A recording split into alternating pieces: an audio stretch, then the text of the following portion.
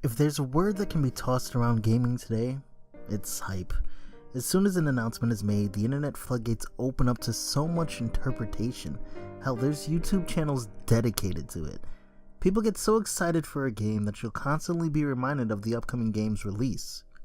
So how much of that initial hype affects your experience of a game? I'm quickly reminded of Mighty No. 9 and its years of hype. There were so many things that people were excited about that wasn't the actual game, like Inafune being at the helm, a $4 million budget. The game was bound to be successful.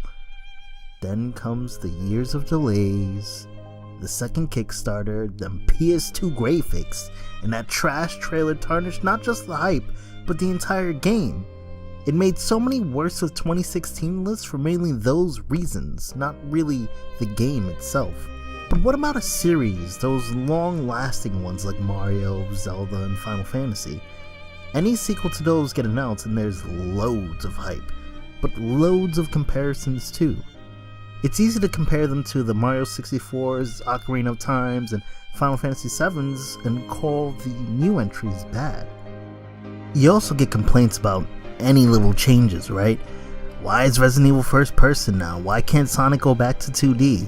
Why is the Final Fantasy VII remake action based? It goes on and on. But how much do you let this affect your gaming experience? For me, there was hype surrounding one game and I didn't know why. Final Fantasy 15. I mean, hey, it's a mainline Final Fantasy title, one that at that point had taken roughly 10 years to make. Who wouldn't be excited to play it? After starting but not finishing episode Disguise, I lost interest. By the game's release, I didn't even want it, but with the Facebook and the YouTube and everywhere else talking about it, I caved in and bought into the hype. I still have no idea what the hype was about. Alright, barring everything before this, and trying to be as objective as possible, what did I like about the game? The battle system, surprisingly I know. The game forgoes the traditional turn-based style of Final Fantasy of yore and replaces it with a newer, Kingdom Hearts-esque action-based system. Nothing complicated and nothing too different either, since combos are so easy to pull off. The other main thing is that grinding isn't necessary since you can choose whether or not you want to fight. That's where my praises end though. Your AI partners at crucial moments are just completely useless. I found myself stacking up on potions pretty early since they're so OP. They heal you for roughly 50%. Magic's been slightly altered as well, creating a huge area of effect zone that hurts the enemy and your team. Fairly interesting. But the worst change goes to summons. They seemingly appear at random until you learn that there's states the game checks every few seconds to allow you to summon. Even with that info, summons never really were of use for me, coming when I didn't want them to and not appearing when I actually needed them. Equally useless were those special weapons and abilities exclusively used by Noctis. I just used whatever was in the weapon shops, man. No life drain needed. Outside of the battle changes, the actual style of game has changed from a JRPG to a more Western RPG style. You take on quests given to you by random NPCs. They're mainly fetch and kill quests, so you can get some golden EXP. EXP only levels you up if you either sleep at a campsite or at a hotel, with hotels giving you EXP multipliers and campsites giving you time buffs via Ignis's cooking. I was under the impression that you needed to sleep every night since the game stops you in your tracks if you ever drive past sundown.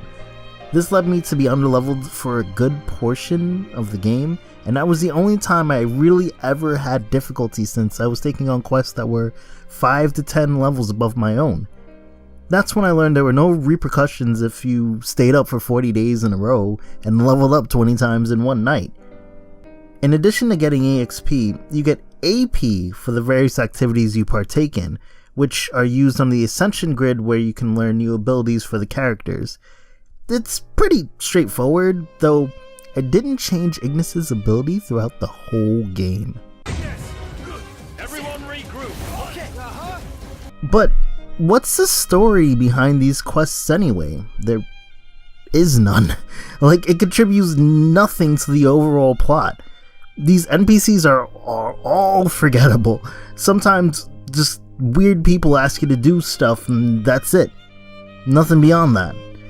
I don't know why this lady throws her back out when she hears the word demon, and I don't know why this guy is so scared of you despite seeing you thousands of times throughout the game. And to make matters worse, these quests are like 70% of the actual game. So what about the main characters? Surely they're interesting, right? Nah, fam. So many people spoke about the brotherhood aspect of the game, but I ask you, where is that? None of these characters are fit to be leads on their own. So other than the hidden cutscenes, this brotherhood stuff is nowhere to be found. I mean, peep the amazing car rides that everyone loves. Pure silence. And character development? What a joke. These guys are cookie cutter stereotypes. The dumb one, the smart one, the strong one, and the one that needs to change. In cutscenes that you know development is supposed to take place, the game just does so little that seemingly nothing happens and they go on with their non-existent bromance. Unless you count Gladio's love for cup noodles. That shit is serious. You know something? Going through all that trouble to make our own custom cup, it's made me appreciate cup noodles even more. Perhaps we truly can't improve upon perfection. The supporting cast doesn't do much either. I mean, characters come and go so quickly that you don't even know why they're there. Then bam, the last few chapters of the game is so densely packed with plot, with characters returning, and it's happening at such a pace that it makes your head spin. But for what? All those high notes, all those revelations are like the most meaningless things because there's no context surrounding it. Here's some spoilers, alright? The main group is undeservedly naive. They blindly follow Arden, who, if you didn't think that this was the game's main villain, due to the lack of anyone else being a recurring bad guy, you must be mad. And it's not like they grow to become more experienced over time, they just kind of stay dumb. Luna does fuck all in the game, and is probably like in the game for a total of 15 minutes, then dies in the most anticlimactic way possible. I call Metal Gear Solid 2 vibes from that shit, but at least you get more character out of Emma Emmerich and her 30 minutes to fame. Arden's motivations aren't even revealed until the end of the game, so it sets up for this baseless chase from the beginning till then that the need to see this through isn't really there. I don't know why people are hyping him up to be such a great villain. The biggest letdown is the ending. When it's revealed that Noctis needs to sacrifice himself, it finally hit me that the plot was supposed to be similar to a Greek tragedy. Everyone's gonna die. But how much harder would it have hit home if the characters' bonds were shown? The post-credits cutscene was shown before the final battle as they rally into their own death.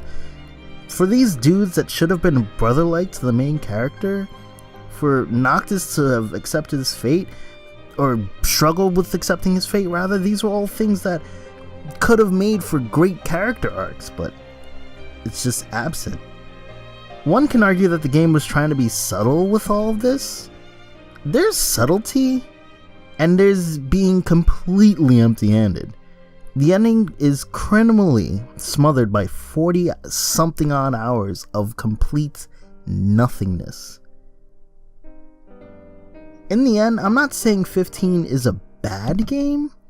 I'm just saying it's really, really, really disappointing. It's even more so if you compare it to the 12 or so other single-player mainline Final Fantasies, most of which set RPG precedents. This game is essentially empty, implying what should have been supplemental choices through the movie or the upcoming paid DLC are necessities to enjoy the base $60 game. See, that's wrong. Shit, if you beat it anytime before today, you'd be shocked to hear that they're adding to the main story with cutscenes and abilities that weren't present at launch, 4 months after it came out. After 10 years of wait and hype, this game was better off being cooked in the oven for just a little longer. It's got me thinking though. how badly are they gonna fuck up the Final Fantasy VII Remake? So, what y'all think of the video? If you have your own personal thoughts about 15, I'd love to hear it in the comments. If you like, leave a like. If you dislike, leave a dislike. I meant to get this video out before all the DLC and stuff came out, but due to some computer problems, I got it out today as soon as possible. I'll get back to the League tutorials and things like that soon, so subscribe for more. Thanks.